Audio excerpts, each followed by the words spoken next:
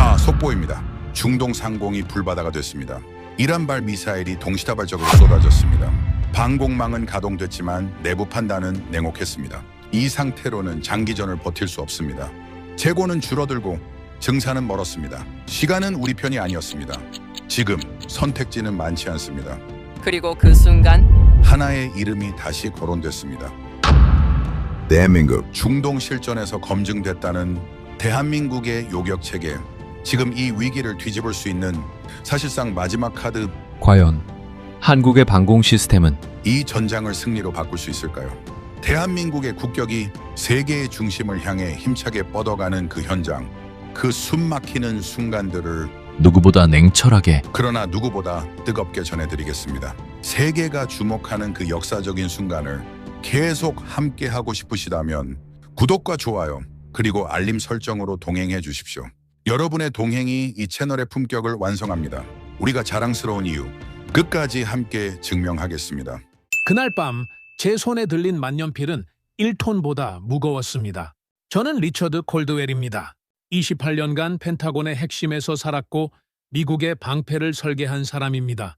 제 서명 하나면 항공모함이 움직였고 제 침묵 하나면 동맹국 국방장관들이 식은땀을 흘렸습니다. 그런 제가 지금 패배를 인정하는 문서 앞에 앉아 있었습니다. 제목은 장기전 수행 능력 평가. 내용은 간단했습니다. 미국은 더 이상 하늘을 지킬 수 없다. 분했습니다. 손이 떨릴 정도로 분했습니다. 우리가 기술이 없습니까? 돈이 없습니까? 아닙니다. 우리는 완벽했습니다. 적어도 2시간 전까지는 말이죠. 스크린 속 중동의 하늘은 불바다였습니다. 적들은 수백 발의 미사일을 소나기처럼 퍼부었습니다. 우리 요격 시스템은 정확하게 반응했죠. 레이더는 모든 것을 포착했고 요격 미사일은 한치의 오차도 없이 적을 타격했습니다. 참모들은 환호했습니다. 하지만 저는 그 환호성이 비명처럼 들렸습니다. 제 눈에는 터지는 불꽃이 보이지 않았습니다. 증발하는 달러만 보였죠. 적들은 고작 2만 달러짜리 드론을 날리는데 우리는 그걸 잡겠다고 200만 달러짜리 미사일을 쏘고 있었습니다. 전투는 이겼지만 전쟁은 지고 있었습니다. 창고는 비어가는데 공장은 멈춰 있었습니다. 2주, 고작 2주면 미국의 방패는 고철 덩어리가 된다는 보고였습니다.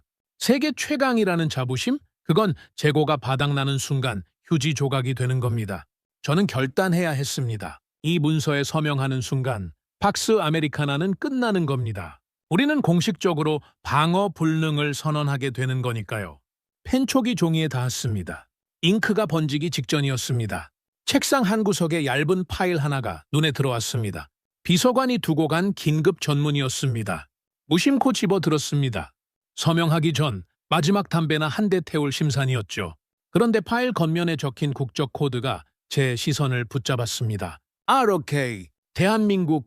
피식 웃음이 나왔습니다. 우리가 무너지는 판국에 그 작은 동맹국이 뭘 어쨌다는 겁니까? 우리 무기를 사다 쓰는 나라 아닙니까? 우리가 가르쳤고 우리가 지켜주는 나라라고 생각했습니다. 하지만 파일을 펼친 순간 제 웃음기는 사라졌습니다. 심장이 덜컥 내려앉았습니다. 거기엔 제가 평생을 바쳐 만든 미국의 시스템조차 해내지 못한 숫자들이 적혀 있었습니다. 동시 교전 능력, 대응 속도, 그리고 무엇보다 압도적인 효율성. 미국이 2주 만에 바닥낼 물량을 이 나라는 전혀 다른 방식으로 운용하고 있었습니다. 저는 서명하려던 펜을 내려놓았습니다. 그리고 그 파일을 다시 잡았습니다. 손에 땀이 찼습니다. 우리가 틀렸던 걸까요? 아니면 이 작은 나라가 괴물인 걸까요?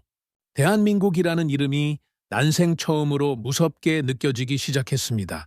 저는 그날 밤 잠을 자지 못했습니다. 대한민국 교전 로그를 12번 넘게 들여다봤습니다. 숫자가 바뀌기를 바랐던 걸까요? 아니면 제가 잘못 본 거라고 스스로를 속이고 싶었던 걸까요? 하지만 데이터는 냉정했습니다. 동시 교전 70개 목표, 소요 시간 4분 12초, 요격 성공률 97.8%. 이건 우리 시스템으로도 불가능한 수치였습니다. 새벽 5시, 저는 긴급 상황실을 소집했습니다. 참모들이 어리둥절한 표정으로 저를 봤지만 저는 확인해야 했습니다. 혹시 우리만 뒤처진 건 아닌지 말입니다. 1시간 후 스크린에 세계 지도가 떴습니다.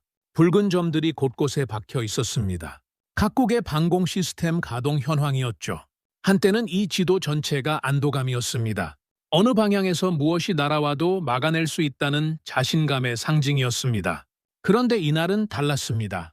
먼저 중국 보고가 올라왔습니다. 제 손이 떨렸습니다. 중국의 대응 기록엔 공백이 가득했습니다. 레이더 추적은 있는데 요격 기록이 없었습니다. 아니, 정확히는 불명확이라고 적혀 있었죠. 세계 2위 군사 대국이 동시 다발 공격 앞에서 제대로 대응하지 못했다는 뜻이었습니다. 러시아 자료는 더 심각했습니다. S-400, S-500, 그들이 자랑하던 최신 시스템들이 전부 동원됐지만 결과는 참담했습니다. 단일 목표 요격엔 성공했지만 다중 동시 대응에선 완전히 무너졌습니다. 교전 지속 시간만 18분, 우리보다 3배나 느렸습니다. 나토 통합 방공 체계도 마찬가지였습니다. 독일, 프랑스, 영국 모두 비슷한 상황이었습니다. 방어는 했지만 재고 소진 속도는 우리와 다를 바 없었습니다.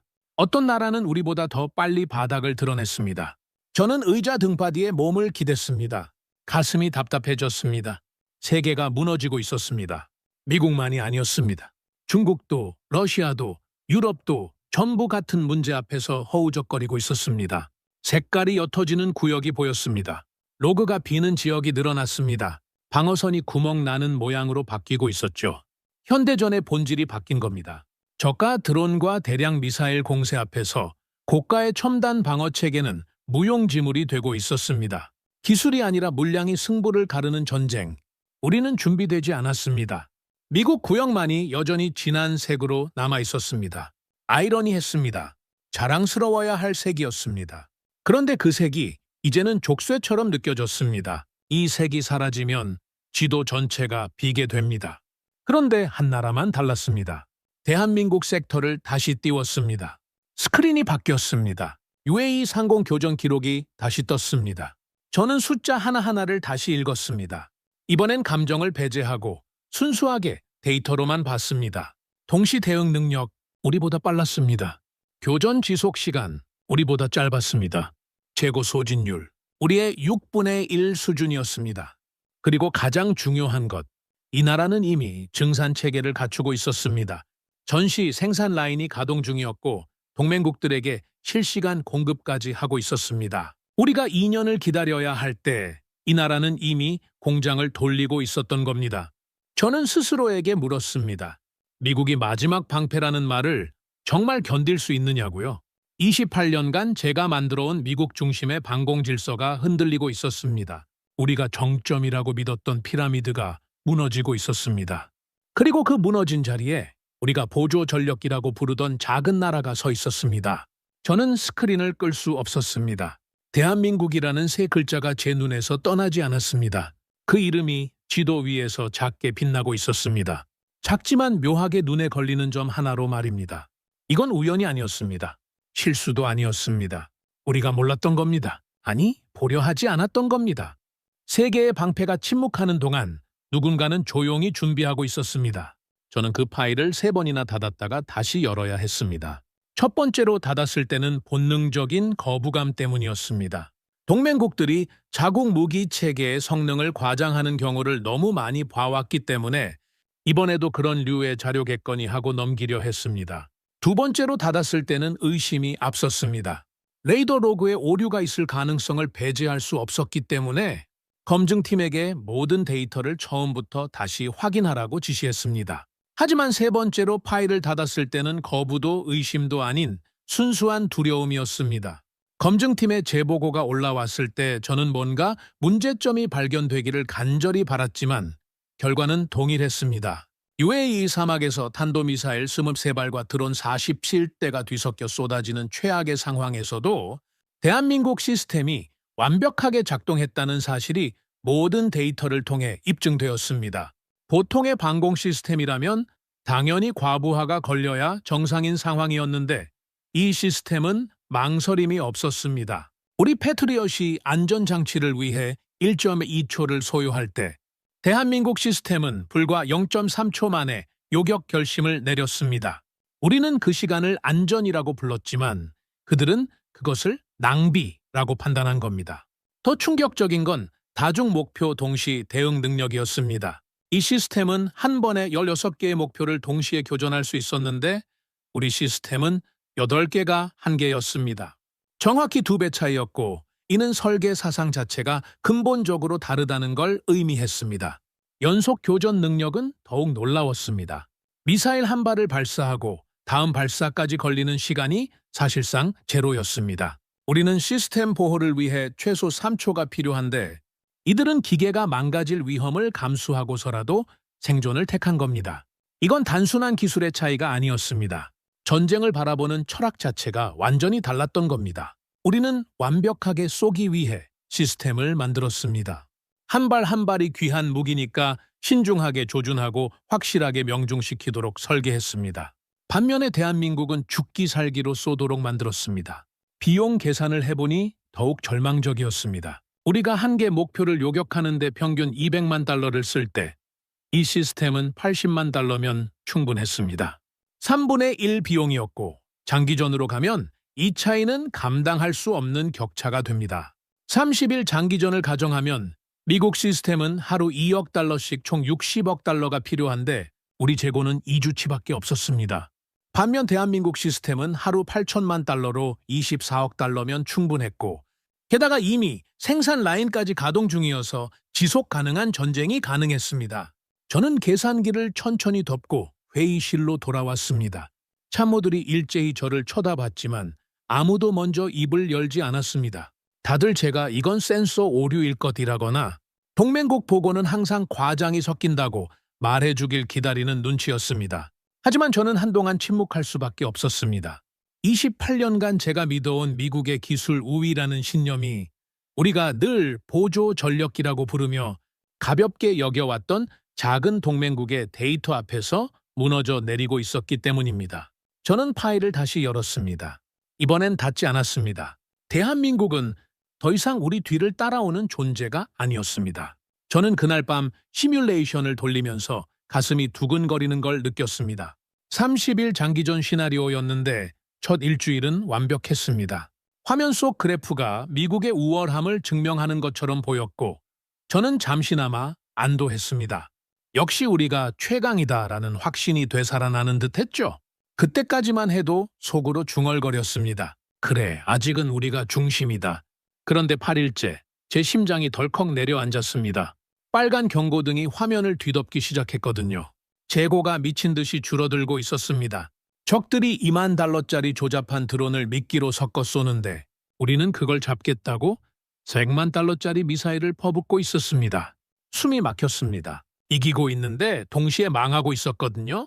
14일째, 화면에 찍힌 붉은 선 하나가 제 28년 커리어를 가르는 칼처럼 보였습니다. 이 시점 이후 탄약 고갈.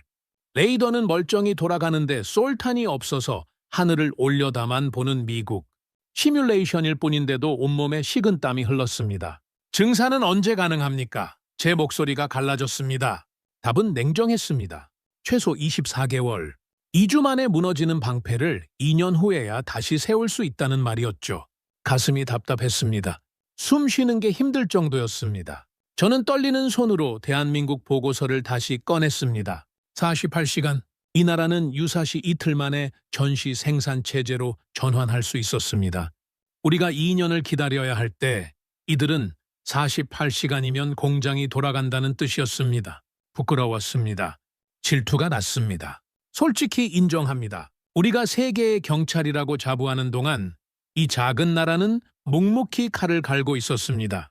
우리는 첨단 기술이라는 환상에 취해 있었지만 그들은 생존이라는 현실 앞에서 공장을 돌리고 있었던 겁니다. 제 손에 든 종이가 흔들렸습니다. 분노 때문인지 두려움 때문인지 구분이 안 됐습니다. 그들의 교환비는 우리의 3분의 1이었습니다. 같은 하늘을 지키는데 우리는 3배를 낭비하고 있었던 겁니다. 그리고 이미 폴란드, 루마니아, 중동 국가들과 생산 네트워크까지 구축해놓고 있었습니다. 전쟁은 혼자 이기는 게 아니라 함께 버티는 거라는 걸 이 작은 나라가 알고 있었습니다. 저는 28년간 미국이 정점이라고 믿었습니다. 그런데 지금 제 앞의 데이터는 정반대를 말하고 있었습니다. 누군가 우리를 추월했습니다. 기술이 아니라 철학으로, 화력이 아니라 지속성으로 말입니다. 제가 진짜 견디기 힘들었던 건 우리가 틀렸을 수도 있다는 그 한 문장이었습니다. 28년 동안 수많은 회의실에서 저는 확신에 찬 얼굴로 말해왔습니다. 미국의 체계가 기준입니다. 그 기준이 지금 제 손안에서 산산조각 나고 있었습니다. 저게 미사일이 아니라 제 계산 때문에요? 제 입술이 바짝 말랐습니다. 목구멍이 타들어가는 것 같았습니다. 차관보님, 결론을 내리셔야 합니다. 참모가 조심스럽게 말했지만 저는 대답할 수 없었습니다. 잠시 정회합시다. 제 목소리는 떨리고 있었습니다. 그 말은 사실 회의를 멈추자는 뜻이 아니었습니다. 제 오만을 잠시 접을 시간이 필요하다는 고백이었습니다. 미국의 방패가 무너지는 건 적의 미사일 때문이 아니라 우리의 자만 때문일지도 모른다는 생각이 처음으로 들었습니다. 저는 그날 밤 잠들 수 없었습니다. 머릿속에는 계속 그 숫자가 맴돌았습니다. 재고 소진까지 14일, 우리가 자랑하던 최첨단 무기들이 고철이 되는데 걸리는 시간이었습니다. 가슴이 무거웠던 건 복잡한 계산 때문이 아니라 28년 동안 쌓아온 확신이 무너지는 소리가 들리는 것 같았기 때문입니다. 새벽 4시, 저는 다시 책상 앞에 앉아 생산 보고서를 펼쳤습니다. 미국의 미사일 공장들이 얼마나 빨리 돌아갈 수 있는지에 관한 자료였는데 읽으면 읽을수록 숨이 막혔습니다. 우리 공장은 사실상 멈춰 있었습니다. 라인 승인에 6개월, 인력 충원에 4개월, 부품 조달에 또 몇 개월, 모든 게 느렸습니다. 반면 대한민국은 이미 돌고 있었습니다. 평시에도 일정량을 계속 생산하면서 라인을 유지하고 유사시에는 48시간 만에 전시체제로 전환할 수 있도록 준비해놓은 상태였습니다. 우리가 24개월을 기다려야 할 때 그들은 이틀이면 공장이 돌아간다는 뜻이었습니다. 부끄러웠습니다. 우리는 평화에 취해 있었고 그들은 생존에 집중하고 있었던 겁니다. 더 견디기 힘들었던 건 교환비였습니다. 우리가 적 드론 하나 잡는데 400만 달러를 쓸 때 대한민국 시스템은 80만 달러로 같은 결과를 냈습니다. 이건 단순한 가격 차이가 아니라 전쟁 철학의 차이였습니다. 우리는 완벽하게 쏘려고 했고 그들은 살아남으려고 쏘도록 만들었던 겁니다. 저는 과거 제가 승인했던 무기들을 떠올렸습니다. 얼마나 자랑스럽게 서명했습니까? 이것이 미국의 힘이다 라고 믿었죠. 그런데 지금 돌이켜보니 그 자랑스러움이 오만이었을지도 모른다는 생각이 들었습니다. 전쟁은 공장이 이긴다는 말을 어디선가 들은 적이 있습니다. 2차 대전 때 미국이 독일을 이긴 건 기술이 아니라 디트로이트의 공장들 때문이었죠. 우리는 그 교훈을 잊었습니다. 아니, 우리가 영원히 공장을 지배할 거라고 착각했던 겁니다. 그런데 지금 다른 나라의 공장이 우리보다 빠르게 돌아가고 있었습니다. 제 손이 떨렸습니다. 분노도 두려움도 아닌 뭔가 더 깊은 감정이었습니다. 자괴감에 가까웠습니다. 우리가 기술 개발에 수조 원을 쏟아붓는 동안 정작 그걸 찍어낼 공장은 텅 비어 있었던 겁니다. 그때 부관이 조심스럽게 들어왔습니다. 차관보님, 한국 쪽에서 연락이 왔습니다. 부족한 물량, 즉시 지원 가능하다고 합니다. 저는 한동안 말을 잇지 못했습니다. 우리가 지켜준다고 믿었던 나라가 이제는 우리를 지켜주겠다고 손을 내밀고 있었습니다. 자존심이 상해야 정상인데 이상하게도 안도감이 들었습니다. 창밖으로 동이 트고 있었습니다. 저는 보고서를 천천히 덮었습니다. 결론은 명확했습니다. 전쟁은 설계도로 이기는 게 아니라 공장으로 이긴다. 우리는 설계했고 대한민국은 준비했다. 그리고 준비된 자가 살아남는다. 저는 그날 밤 실시간 교전 화면 앞에서 숨을 참았습니다. 중동 상공에서 다시 전쟁이 시작됐습니다. 레이더 화면이 붉게 물들었고 수십 개의 점들이 동시에 움직이기 시작했습니다. 탄도미사일, 순항미사일, 드론대가 모든 방향에서 쏟아지고 있었습니다. 제 심장이 빠르게 뛰었습니다. 이번엔 시뮬레이션이 아니었습니다. 실전이었고 우리 시스템이 한계에 다다르고 있었습니다. 요격 미사일 잔량 15%, 참모의 급박한 보고가 들렸습니다. 저는 최악의 상황을 각오했습니다. 방어선이 뚫리면 수도가 위험해집니다. 바로 그때였습니다. 대한민국 시스템 긴급 투입됩니다. 화면 속에서 새로운 궤적들이 나타나기 시작했습니다. 우리가 알던 패턴과는 완전히 달랐습니다. 탐지와 요격 결심 사이에 우리에게 있던 그 미세한 공백, 안전을 위한 여유 시간이 보이지 않았습니다. 마치 하나의 의지가 하늘 전체를 동시에 움켜쥐는 느낌이었습니다. 첫 번째 요격이 성공했습니다. 그리고 두 번째, 세 번째가 망설임 없이 이어졌습니다. 연속 교전이 끊어지지 않고 한 줄의 선처럼 계속됐습니다. 우리는 늘 시스템 과열을 막기 위해 여유를 뒀지만 그들은 사람을 살리기 위해 시스템을 한계까지 몰아붙이고 있었습니다. 동시 교전 16개 목표, 전탄 명중, 보고를 들으며 제 입이 바짝 말랐습니다. 16개를 동시에? 우리는 8개도 버거워하는데 말입니까? 4분 만에 모든 표적이 사라졌습니다. 화면이 다시 조용해졌습니다. 수도는 무사했습니다. 저는 참모들의 얼굴을 훔쳐봤습니다. 모두가 말없이 화면만 응시하고 있었습니다. 우리가 목격한 건 단순한 요격 작전이 아니었습니다. 질서가 바뀌는 순간이었습니다. 28년 동안 저는 미국의 방패가 세계 최고라고 믿었습니다. 그런데 지금 제 눈앞에서 다른 방패가 하늘을 덮고 있었습니다. 더 빠르고 더 효율적이고 더 지속 가능한 방패였습니다. 부끄러웠습니다. 동시에 이상하게도 안도감이 들었습니다. 우리가 1등이 아니라는 사실이 자존심을 상하게 했지만 동맹이 이렇게 강하다는 사실이 묘하게 마음을 놓이게 했습니다. 저는 28년간 미국이 혼자서 세계를 지킨다고 생각했습니다. 그런데 지금 깨달았습니다. 우리는 혼자가 아니었습니다. 누군가 우리 옆에서, 어쩌면 우리보다 앞에서 하늘을 지키고 있었습니다. 화면 속 ROK라는 글자를 한참 바라봤습니다. 질투심은 사라졌습니다. 대신 경외심이 들었습니다. 저는 손으로 얼굴을 감쌌습니다. 참모들이 보지 못하도록 말입니다. 제 안에서 뭔가 무너지고 동시에 새로 쌓이는 걸 느꼈기 때문입니다. 오만이 무너지고 존중이 자라고 있었습니다. 차관보님, 부관이 조심스럽게 불렀지만 저는 손을 들어 제지했습니다. 아직 말할 준비가 안 됐습니다. 대한민국이라는 이름이 이제는 두려움이 아니라 경외로 다가왔습니다.